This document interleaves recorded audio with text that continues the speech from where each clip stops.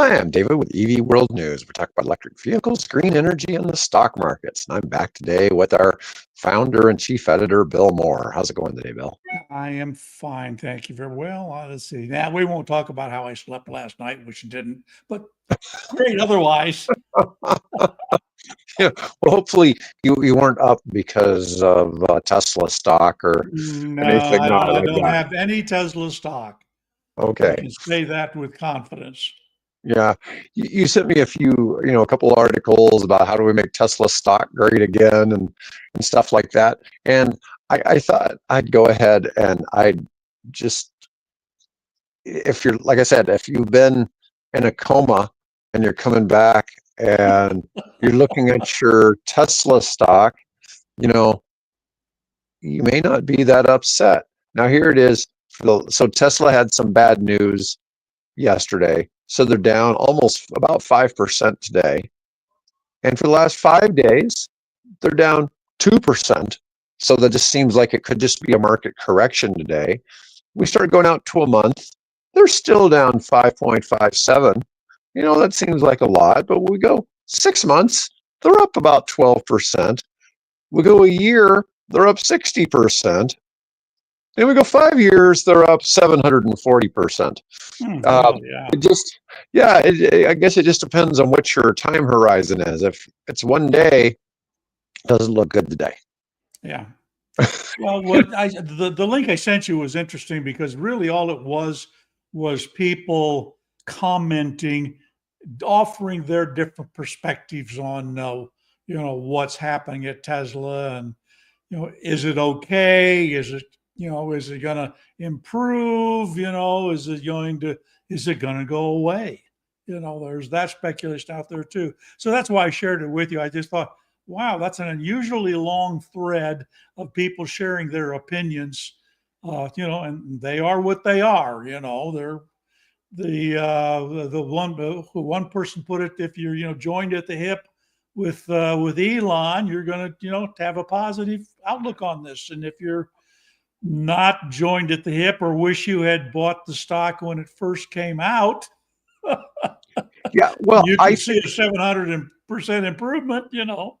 Well, I think what you see going on with Tesla, and I could be wrong, but this is just kind of my guess, is you have a lot of retail people selling because they hear all of this, whatever they want to think about Musk, and they feel they're somehow doing something by selling their Tesla stock. On the flip side, what happens is they keep selling it cheap, and the institutional investors are snapping it up. And so the institutional investors keep driving the price back up while the retail investors keep trying to harm it. And so, the smart money is buying it. The dumb money is selling it. And it's really interesting to look at it. Yeah, but I'm just telling you, it's tough. These big firms, employ the best and the brightest to help them make money. They're not concerned about politics or anything like that. It's like, can we make money? And that too. And can we preserve our whole, what we have, and grow it and preserve it? So, I think there's part of that too, where the other group just says, all right, I made a mistake. I backed the wrong horse. I'm going to buy a Lucid, Yeah, so there have been some insiders with Tesla who have sold some shares lately. And a bunch of them. That's always a concern when you have insiders selling shares. You always wonder, do they know something? And they have to announce that like 30 days in advance. So it's they can't like work off of sudden information. So they have to do some planning. They have to do some notifications to sell that. So and that would suggest that they are looking at a bigger picture rather than this daily fluctuation that we see. It's down 5, it's up 2, it's down 3, it's up 5, that kind of thing. One almost suspects that they're thinking in a much longer time frame, since they've got to do it over 30-day period. So yeah, but the thing is too, the CFO may have wanted to go buy a house for $5 million. or something. Oh, You yeah. really don't know and not have debt on it. Yeah. So you never really know what those reasoning might be. Maybe they needed a plane or they needed a boat, Mhm. but stimulated. I'm sure they took that money and stimulated the economy. I doubt they took it and just sat on cash, but Oh, that probably, yeah. they probably had a reason that they sold that and they went and, they were going to go buy some other asset. And anyways, but I want to talk about something else. So we had Raymond Wang on here a year ago with, their tractor company's called Heavy Greenland Technologies. Okay, not affiliated with the country of Greenland, Right. but anyways, Yet. I'm friends with his dad on LinkedIn. So I asked him if the dad would come on the show, not to talk about his son, but to talk about the dad is the CEO of Centro, which is CENN on the Nasdaq. And I don't really track their stock. They're somebody that makes like the autonomous ice chests or whatever that go around and can deliver your stuff. Really? I haven't heard of it. Oh no, they're Autonomous ice chest? well, it's not really an ice chest. It looks kind of like maybe like a coffin on wheels. I don't know, you know, but I figured an ice chest would be sound better than saying a cold storage. It's cold storage, yeah. Anyways, Presumably to deliver cold items, food items, so basically. like I said, they're on the Nasdaq, and they call themselves a pioneering innovator in electric commercial vehicles with advanced market validated and purpose built vehicle and smart technology products. They were released their end of year 2024. And anyways, I got some when we did the show with his son. I actually had at least one comment that was giving some hate because of the dad. Okay, so Ah, Centro, but Raymond had talked about how people had done naked short sale attacks on their right, stock, right, yeah. and they used family money and they screwed over all the short sellers. Okay, the naked short sellers all took a bath on that, and so they Yeah. haven't had a problem with that. Okay, and that was unusual. So what happened was, as their stock was tanking, the CEO himself personally bought a few $1 million worth of the stock and righted the ship. But they still were harmed by it. There's no Yeah. question. You and I've talked about naked short selling. It's still going on. The SEC still Sure. not doing anything about it, but it's really hurt a lot of people in our space. Okay. Yeah. Centro was no different. Centro was hit that way. A lot of Mullen's problems happened from that. One of the things is you have a company and you go public and it's worth, let's say it's worth $1 billion, which is a huge amount of money. Seems like you should have no trouble maybe selling some shares, bringing in cash, whatever, to fund all your operations. But then these naked short sellers come in and they manage to drive your stock down 90%. All of a sudden, your $1 billion company is only worth $100 million, Yeah. and it starts this horrible downward cascade. Okay, so what happens is all these investors go back and they blame the CEO, who may rightfully, like with Mullen, I'm just like, I don't know. Everything, Or the guy at Canoe, or yeah, or nobody the has guy. anything positive to say Yeah. about David Yeah. Michery at Mullen. Okay, Oh! and Speaking of guy, didn't Trump just pardon the CEO of oh God, the heavy truck, the fuel cell? Come on, Bill. Nicola, Yeah, Nicola, Nicola. Yeah, yeah. Trump just pardoned him. wow. So Yeah. I hadn't heard about that one yet. That's kind Uh-huh. of wild and Well, unexpected. yeah, that's really what. Of course, he also had that Nicola guy also happened to be a big donor to Trump, which says a lot. So, Yeah, that one's a little that one may be a little bit of a shaky pardon there, like he yeah, donated money early. Yeah. I uh-huh. mean, that whole thing with letting the truck roll downhill to show it, you know, completed Well, as prototype. I've commented before, Steve Jobs pulled some crap when he was, at Apple. They hadn't quite got the product perfected, so they did a little, dog and pony flim flam kind of a thing to get people excited about a product that wasn't quite there yet. So, I mean, No, no. they eventually got it up and running, and it did what it was supposed to do, but didn't quite make it for the big show apparently at the time. Yeah. Well, how long was the Nikola guy in jail? I don't know if he ever went to jail. I think he was, he had this basically fraud indictment over him, and the guy in the White House made it go away. So, Hmm. Yeah, that's I find that one entertaining. I got to take a look at that one. That because that one intrigues me. It's like, why would he do that one? Because that was a really clear attempt to defraud investors. mhm. Yeah. But anyways, back to Centro though. So Okay. anyways, for 2024, they doubled their or was it they had an increase of 200% in revenue from 10 million to 31 million. So while those Nice. aren't staggering numbers in the billions or anything like Right. that, that's a pretty big number. Um, their U.S. sales volume went from $400,000 to 19.3 million. Now So that's a now, nice jump. yeah, they're starting to pump out some product in the U.S. Now they lost money. They still lost Yeah. $28 million, but they'd lost 39 million the year before. So they did 10 million better. He pardoned the Silk Road guy. And if you ever looked into that Silk Road thing, that really seemed like the Justice Department trying to make a mountain out of somebody basically who had created an online marketplace.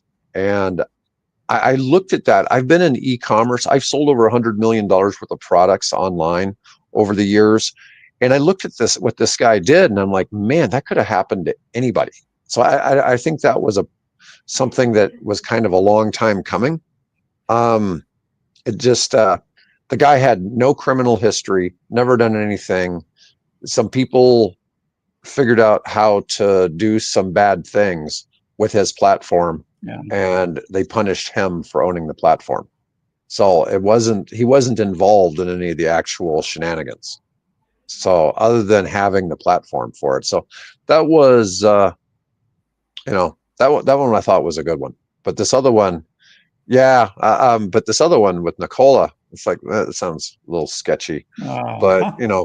I got to look at that one. But anyways, they sold 1,122 electric commercial vehicles in 2024. So that's actually starting to be something. That's a lot more than selling just prototypes, right? When you sell 1,100. They sold 145 Class 4 vehicles called the Logistar 400 in the US compared to one in the previous year. So they went from 1 to 145. And then they have this other vehicle called the Avantier, and it doesn't say what size unit that is, but they sold 492 in Europe and South America compared to 97 the year before. That's So we're still talking about this company Centra, right? yeah, Sentra. And it's they had some other vehicle where they sold 911 iChassis. And I think iChassis may be the rolling ice chest. Platform, yeah. Yeah. Versus 300 the year before. Those are pretty big jumps. So the iChassis are autonomous driving delivery vehicles. Let me see. They sold most of them to third-party contractors in China. Okay, Oh, interesting. but still, it's. So And I remember, where are they assembled? Are they assembled in China? I assume they probably do a lot of assembly in China. Yeah. Centro, while it's a U.S. company, if you remember when we had Raymond on, while they were a U.S. company and he's based in the U.S., a lot of their products were being manufactured over in China, and they had Right. like They're assembling them here or something like that. yeah, they were doing a mix of that, but they had a very large manufacturing facility Yeah. in China.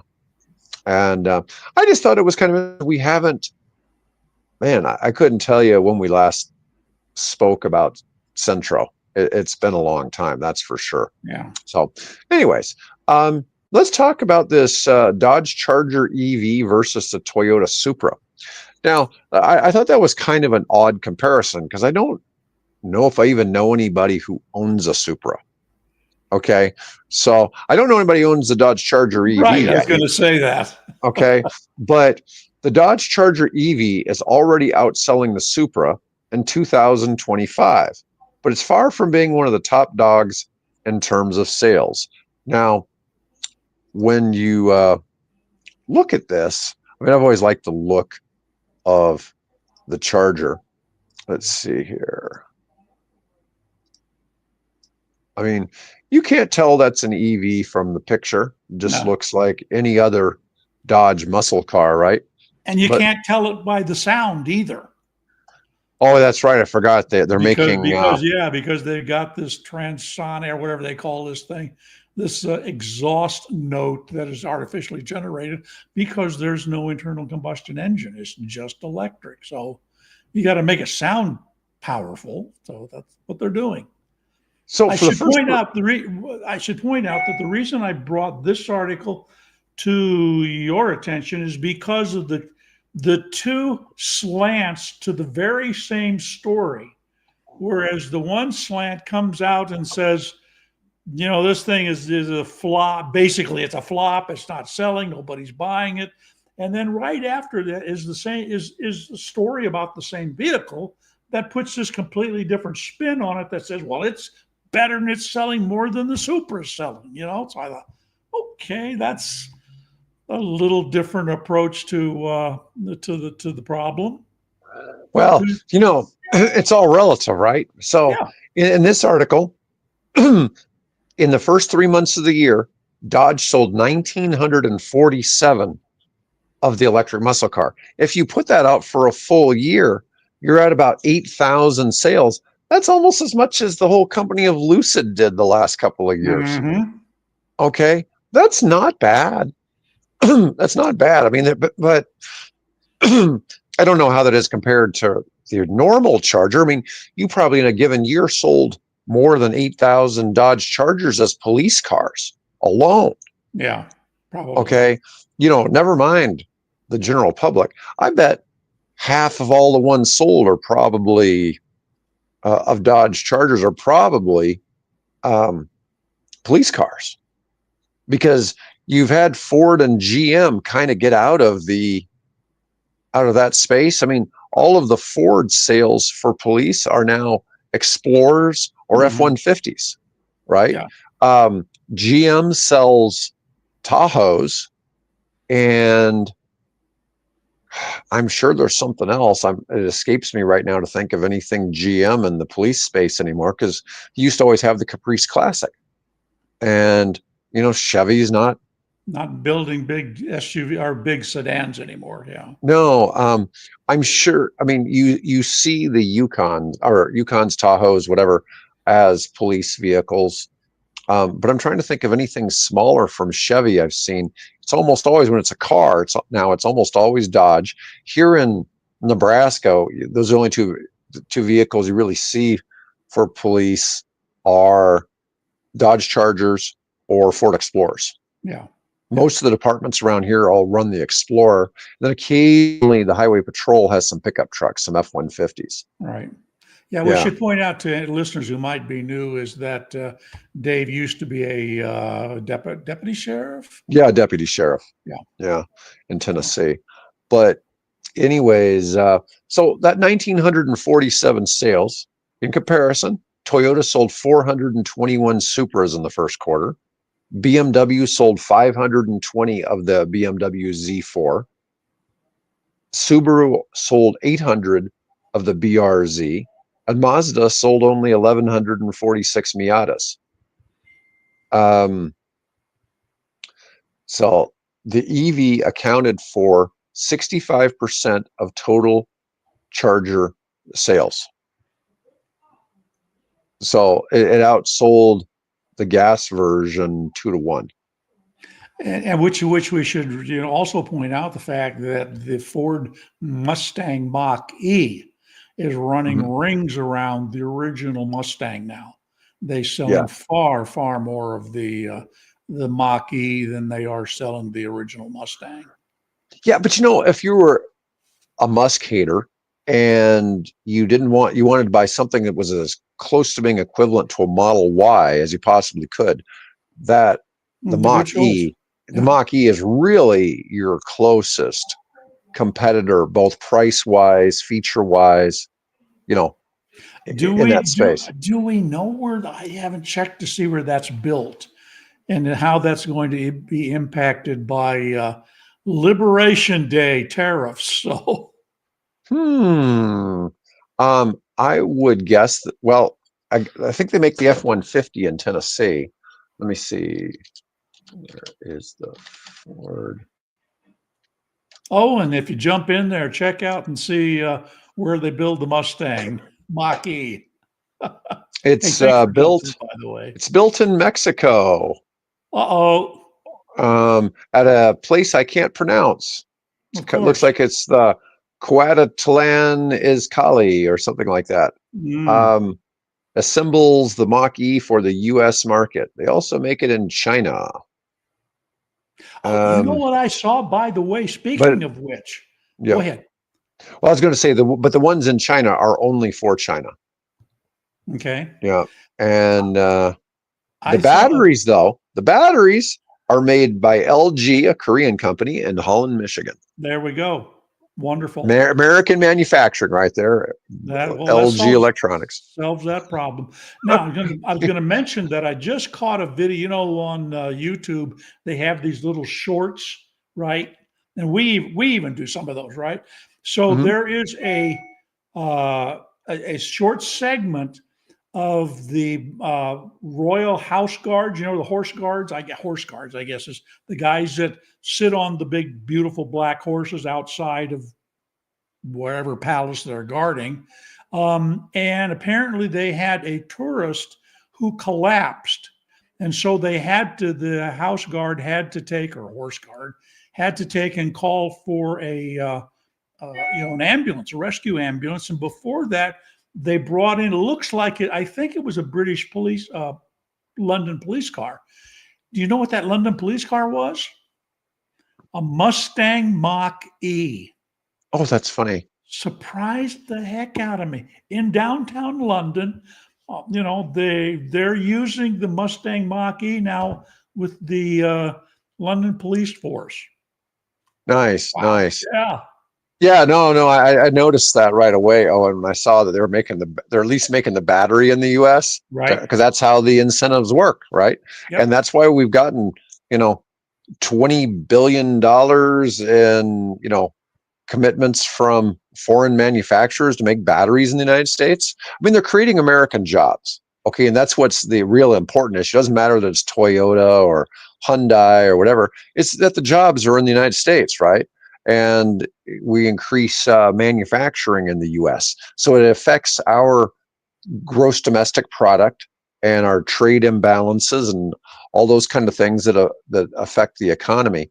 But Dodge is on this Charger, as Owen was kind of saying, they're offering up to $12,500 in purchase discounts and lease deals as low as $299 a month for the new Charger.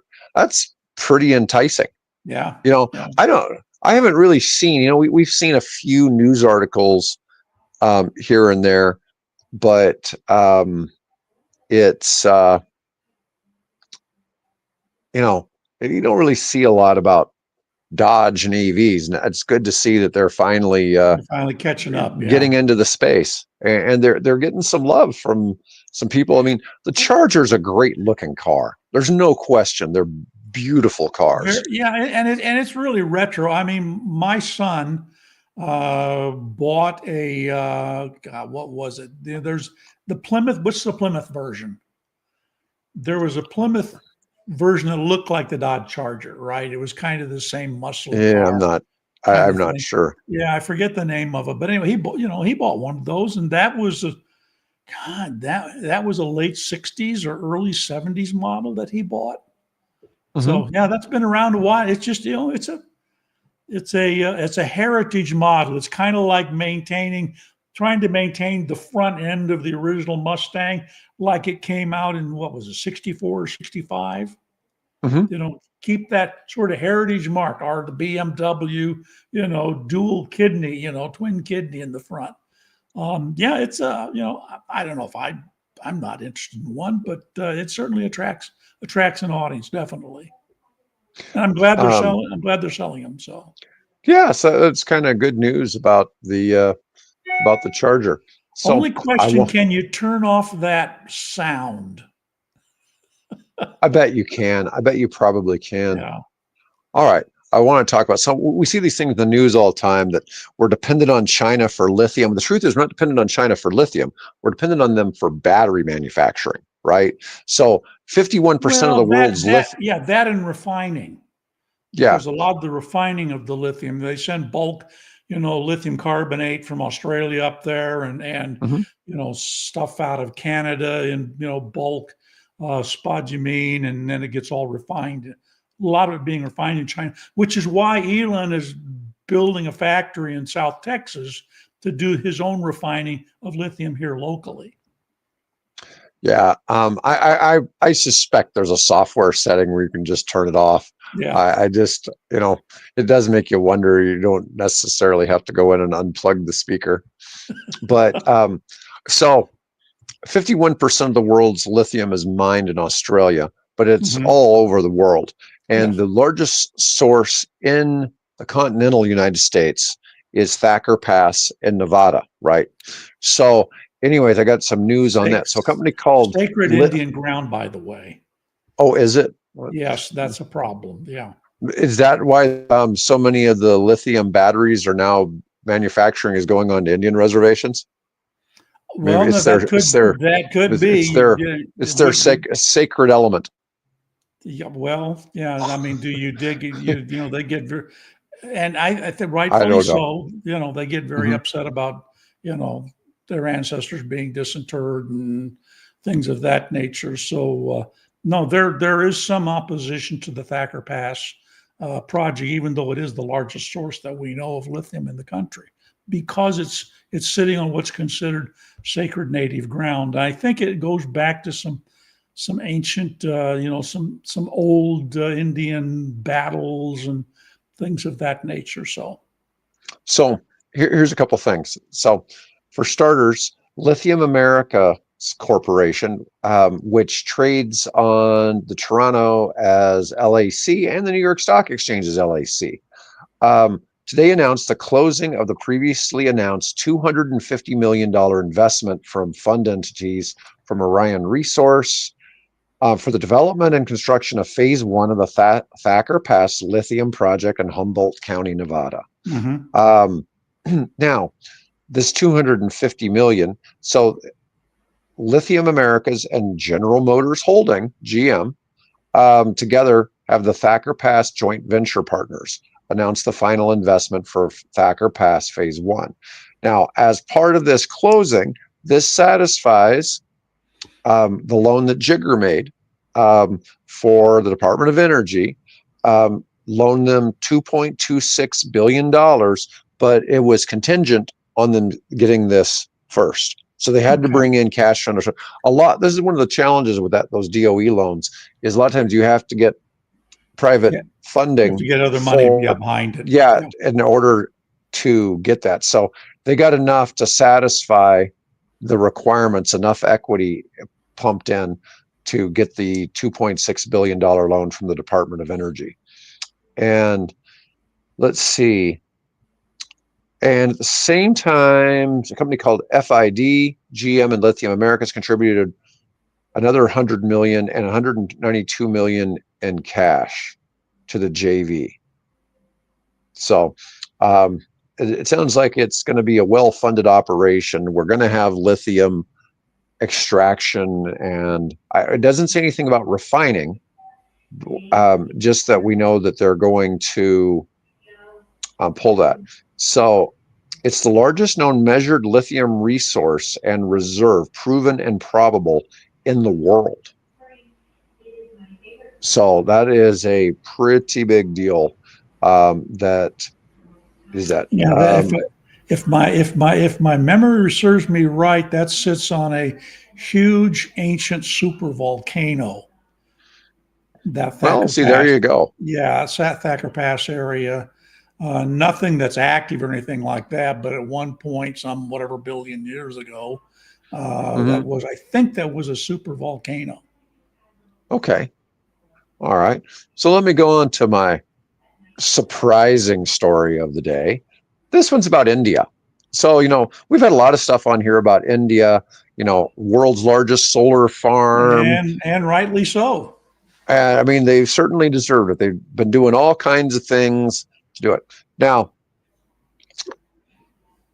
this India's goal is to increase coal production by 2030 by 42%. Okay. So now we hear all this stuff about, the Paris Climate Accords and all these things. We see the US dumping coal production as much as it can. We've been converting so much of coal production over to other sources. And I look at this and it's like, but India is still third world, right? Um, and so one of my concerns was because we've talked about a lot of other, countries. It's like, hey, is it right to tell these people they can't use this for power when half their people don't When have we did electricity? exactly when So we did. in the year 2000, only 60% of Indian citizens had access to electricity. Now that number is 99.6%. Oh wow, great. Yeah. So now, as we have somebody on here that tells me that he loses power a couple hours a day over there, um, Our friend at Yogi, yeah. our friend Yogi, so it isn't like electricity we have here, but almost everybody there has it, now.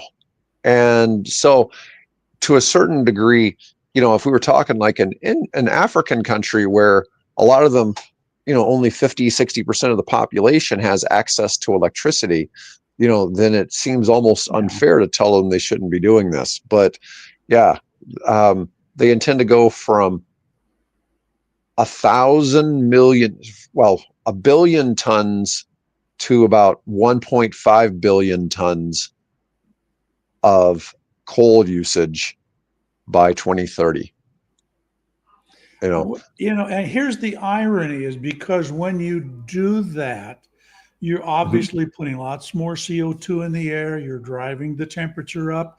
And of course, when that happens, you start this vicious cycle that people go off and start buying air conditioners because it's so hot and they can't sleep at night. And so the more air conditioners you have, the more electricity you need, then the more air conditioning people begin to get, and it becomes a vicious cycle. And while they're doing, like we talked about the last time about the schools, being solar powered and things like that. Obviously, they and us. I'm not going to let us get off the hook. Need to be realizing that a move to increase the amount of coal that you're producing it ain't going in the right direction. I'm sorry. There are other alternatives that they could be pursuing, but there's the government.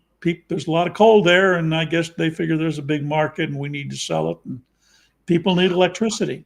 Well, Definitely. the article doesn't get into this. It does bring up the fact that India is the world's second largest steel producer, and they rely heavily on coal for steel making for the Mhm. blast furnace basic oxygen furnace route. Right. Now, that being And said, and for the coke that goes to make the steel. so I suspect though they're kind of in the same boat though on data center growth too.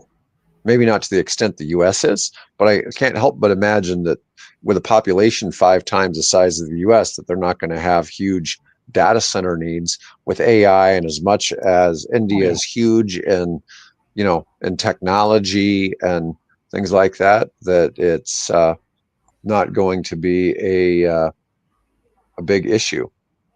Um, you know, who knows? They're doing all kinds of things in the green energy space, but I was like really surprised to see that story. Yeah, Yeah. disappointing.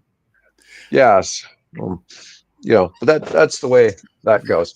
All right. So let's Do talk we some want more to talk? about. Do we want to talk about GM versus Tesla Yeah, that was my sales? next. Yeah. Yeah, that was Okay. my All next right. article. So, um, 2025 EV sales so far in the US. GM wins, Tesla loses. Mm-hmm. Let's see what we get here. First quarter sales are looking up for most automakers. Toyota's off to it. Now, this is probably all cars. Toyota sales are off strong. Mazda and Subaru had record months. Kia had its best quarter ever. Let's see. But when digging into the data, results for electric vehicles were much more mixed. Tesla quarterly sales plunged 13%, delivering 336,000 vehicles for the first 3 months. Right. But Rivian reported delivering 8,600, down 36%. Mm-hmm. That one was a surprise. General Motors reported a 94% increase in Yeah. EV sales, Yeah. selling 31,887. Now, while that almost 32,000 is almost 4 times what Rivian did, it's still It's not still even 10% of what 1/10. Tesla did. It's one Yeah. tenth. Yeah. This is why I brought this up because of how and I go through these headlines, every day, dozens of them.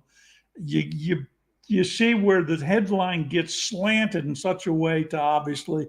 So in this one, they're taking the percentage of sales differences, right, and Mm-hmm. exaggerating that. Whereas if you look, 330,000 vehicles sold in Q1 as opposed to 30,000 vehicles in Q1.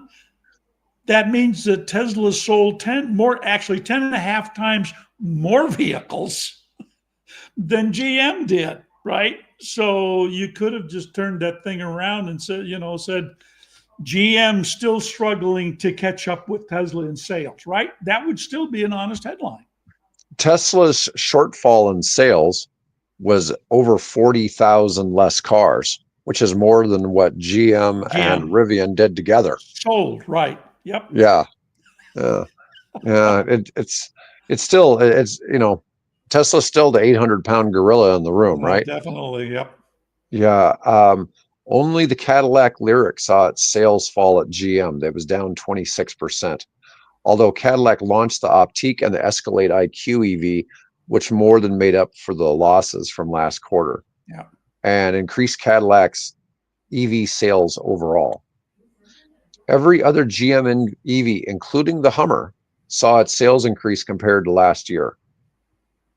Sales for the Hummer were up 108.6%. They sold 3,500 units in quarter one.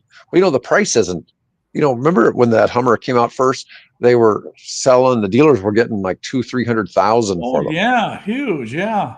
Yeah. I mean, it was a big deal. Now you can pick one up for the MSRP, which is like 110, Yeah. um, still it's an expensive vehicle. So the Equinox EV is GM's best-selling EV with 10,300 sold, and it's been on sale for less than a year. But if they brought the Bolt back now, I'd imagine it would sell like crazy. I don't know what their thinking is. Yeah, I think it will. I think, well, they've, Mary Barra said that, they are bringing it back. And, based on my short term experience over the last couple of weeks of owning one, that car, it's everything I think that you'd want in an EV, as long as when they bring the new version out, 26 or 27, that they give it a little bit faster charging capability, because that's the main complaint that I'm hearing from people, is the fact that it's still relatively a slow charging vehicle, which is fine if you're charging it at home overnight, right? But if you're wanting to take it on a road trip, you're going to have to sit for a couple of hours. So. Yeah. Oh, yeah. Absolutely. If Tesla sales are down, they're down. I mean, that 40,000 vehicle decrease is a huge issue. But when we look at some of these things, like we talk about, but we're talking about the Bolt. One of my complaints about GM, Ford, the big three US automakers, is that in the time where they've been making, let's say, greener vehicles, whether it just be straight hybrid, plug-in hybrid, EVs, so many of them were either brought to the market in a failing way. Like the dealers didn't know what to do with them. They didn't know who to sell them to. Yeah. That maybe, there's a lot of vehicles I've seen for sale used from 2014 to 2016 that just, it's like, well, if they were selling them now, it's like the Chevy Volt plug-in hybrid. If they were selling Chevy Volts still, I bet they'd be selling like crazy. Does GM even have a plug-in hybrid right now? I I don't couldn't think tell. they do. I couldn't tell you one. I did see a headline that I posted today where Toyota can't keep up with the demand for the RAV4 hybrid. Yeah. Oh yeah. Aren't they like 13 months behind or something like that? I don't know. Yeah, that's a winner. It's an SUV. It's a plug-in hybrid. It gives a little bit of EV range. In fact, what was it? I saw the another headline that who was the company that's building a plug-in hybrid that'll have 100 miles range EV Mm-hmm. rather than the dozen or a couple dozen miles that's typical. Which that puts it back in the class of the original EVs that had like 60 to 80 Oh yeah, exactly. It's miles. back in the Yeah. EV1 range. Yeah, Yeah. And plus the or the backup Nissan for gas that motor. matter. The Yeah. Leaf. Well, another one is the Toyota Sienna hybrid minivan. If you want one of those, you're going to get on like a 1-year waiting list. Yeah. It's crazy. There's so much demand for some of these Toyota hybrids. Now, these aren't plug-in hybrids. These are just straight hybrids. There's Straight no hybrid. question that Toyota is the dominant player, but hybrid technology has improved so much because it used to be like 10 years ago, hybrid only added like 2 miles per gallon. Well, it depends on which model you're talking Right. about. I get that, but it Right. wasn't like some game-changing increase in miles per gallon. Okay. Whereas now, like that Toyota Sienna minivan, it's 36 city and 36 highway for a fairly, kind of medium-sized vehicle. And you look at like the Toyota Camry hybrid gets 44 city and highway. I mean, you're starting to talk some larger vehicles that we're not talking the Prius, that are larger Right. that get just outstanding gas mileage compared to, where things were, 10, 15 Well, years ago.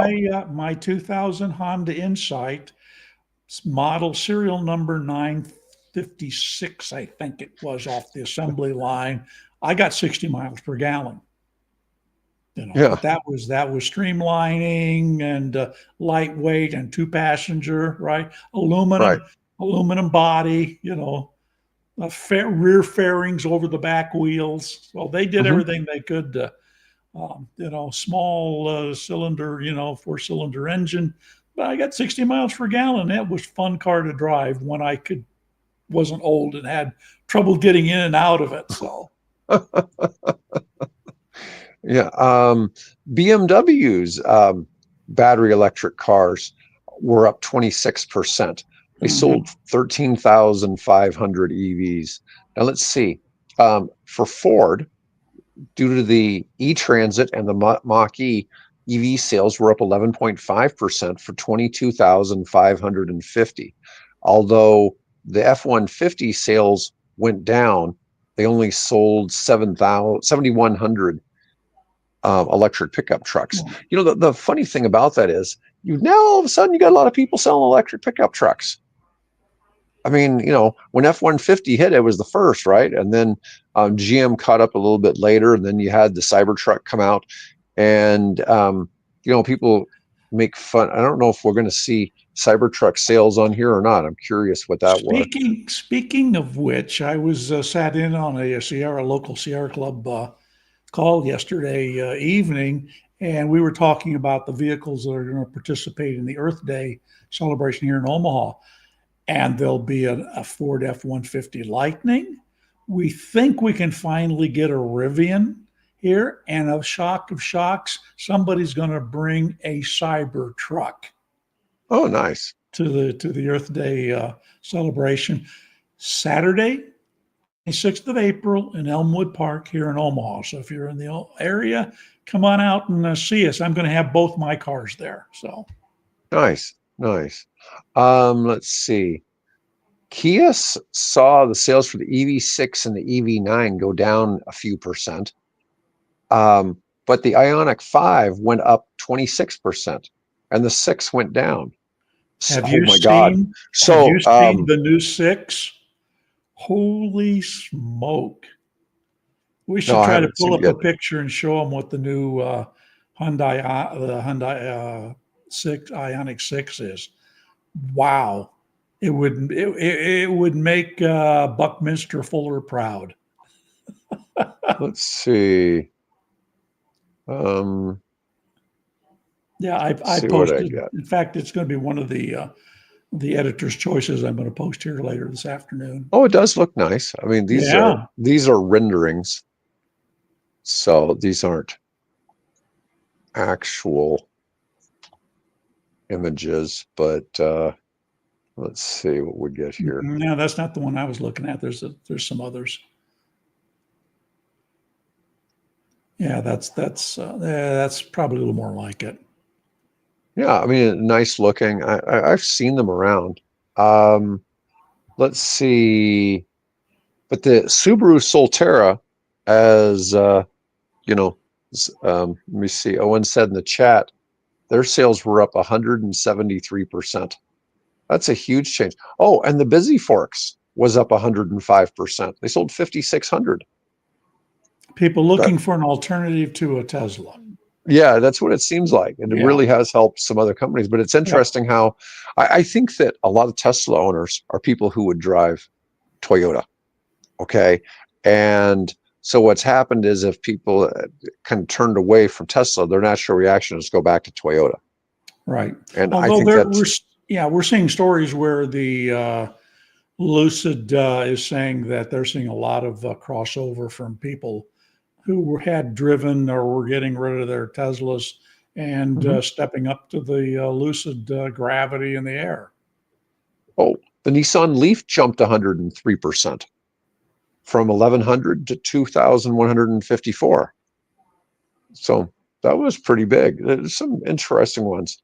Honda sold 9,500 Prologues. Acura sold 4,800 ZDX crossovers. Stellantis just began offering a Jeep Wagoneer S, and they sold about 2,600 of those. So there's definitely some changes, and a lot of those are it strikes me that it's probably people just getting away from Tesla is why some of these other companies. Yeah, the controversy around Tesla. I mean, you got stupid people who have no clue the fact that Teslas have a Sentry mode, right? And they know exactly what's going on around, and they make a video recording. And these people come along with this. I saw this middle-aged lady takes her key out and walks along and thinks she's being so smart, keying the side of that person's Tesla, and it was all caught on video. Folks, It's dumb. Don't do that to people. Come on. No, seeing some of these people that are getting caught, they're getting, state charges filed against them, but now they're talking federal charges. Now talking of applying federal charges to this as some kind of hate crime or something like that. Did Kristi Noem say, I'm going to send them to or that prison El Salvador. Or wherever? Oh, come on, no. Yeah, it's but not that level crime for crying out. No, but I saw where people were having to put up $25,000 bail to get out of jail after they keyed somebody's Tesla. Yeah. No. Yeah, it's just dumb. Fit the crime for crying out loud, Yeah. Make them pay to be repaired. That the owner, whatever the deductible is on it, and whatever the cost of to repaint it and that kind of thing, make them pay for that. Yeah. So what Owen is mentioning here in the chat is crazy good lease offers. People test drive it and they get sold. Subaru offering a $50 gift card to test drive one. We see, to me, that seems like a reasonable idea for trying for dealers to try to sell electric cars, right? I mean, most of the time that I've been watching, the EV space over the years. The idea has been, let's make ugly cars be EVs. Tesla was the first company to make cool looking EVs, and Tesla Well, um, the EV did real one was well. not a bad looking car No, it nowadays. wasn't. I no, Yeah. no, but that was way too early. That Well, was way. I granted. mean, that was in the Yeah. '90s, right? Yeah. And that's certainly. I highly doubt anybody ever got their hands on one here in Nebraska. Oh Okay. no, no. I mean, Yeah, I mean that was I got strictly my a hands on one California in car, right? Arizona, but I never Okay. got a hold of one in Nebraska Yeah. outside the operating area. But yeah, now some of these cases have been a little more extreme than keying. Oh People yeah, going and Molotov painting cocktails. yeah, Molotov Yeah, cocktails, shooting at Tesla dealerships, spray setting the cars on spray fire, painting. spray painting them. Yeah, Yeah, that's getting pretty sad that people are doing that. And the sad thing is, most of the, probably 70% of those owners probably, um, you know, were at least liberal leaning. yeah. It'd It's be it's interesting to know. Yeah, I mean, depending on. Yeah, I would agree with that. mhm. No, Yeah, they did but because it's really cool technology for one thing, but also I think mhm, there's that underlying motive is that I want to do my part for the planet and mhm. using less gasoline or no gasoline and having a cool car besides I'll bite the bullet. Yeah, but still, some of that's a bit sad. But we'll see. Yeah, But it's good for these other companies, honestly, because a lot yeah. of them have struggled, and all of a sudden we see some of these companies doubling or tripling their numbers of sales of some of their products because people were probably weighing between a Model Y and the other one, and there's a reason why the Model Y is the best-selling car in the world. It's just So um, so here's yeah so here's the question and that discussion thread on Reddit that I shared with you. Uh, how does Tesla solve the problem? Does getting Musk to resign and pointing somebody else out, or does having Musk, who is sort of the the I don't want to call him the guiding light, but he's the personification of the smart young guy with the vision of the future, although he's not young anymore. But what's the solution? If you guys have any, would like to see maybe some discussion below as to do we get Elon have Elon resign and go focus on his Doge stuff or his space stuff or whatever, or can he resuscitate the company and get out of the Doge business and restore the credibility of his company? That that's a discussion way above my pay grade. I've seen two different things. One saying that Doge is supposed to be dissolved in July of 26. The other is that Musk is planning on being out of it himself in like 3 months. Yeah, that's why Because it's a I've little heard him confused. I don't say know that either. he was Yeah, planning on only doing it for like 120 days or yeah. something like that, and then stepping out of it anyway. So And then um, insiders at the White House commenting, "We got to get rid of this guy." maybe, you know, I'm sure, you know, people can only take so, not everybody is everyone else's cup of tea, right? It's Yeah. hard to have everybody agree. Um, and, you know, I think I think it'd be tough for somebody who's used to being in charge to have to deal with a bureaucracy. But not that he doesn't have to deal with it already with things like he's talked about the fact that he's had one department trying to fine him for not hiring people that are refugees in the United States. And on the flip side, due to national security reasons, he's legally not allowed to hire Yeah. refugees. And, so he's even been fined for some of the stuff. And it's like, well, I can't do anything about that, but who knows? We'll certainly see how this all plays out. Yeah, I never expected that in my pursuit of the world of EVs since 1998, never in my wildest imaginations that it would get to the point of that it has, with the characters it has and the product and technology it has. Amazing. The EV space needs some more wild characters. Oh boy, yeah. I mean, not like the Nikola guy, okay? No, but maybe a few more like Jim Farley or CJ, right? Yeah. Or RJ. I'm sorry, RJ. I always say CJ, RJ. Yeah. Well, anyways, Bill, that's all I had for today, folks. Appreciate y'all chiming in and yeah, thanks a lot, everybody, and chatting. And anyways, we'll be back on Tuesday. Otherwise, have a great weekend.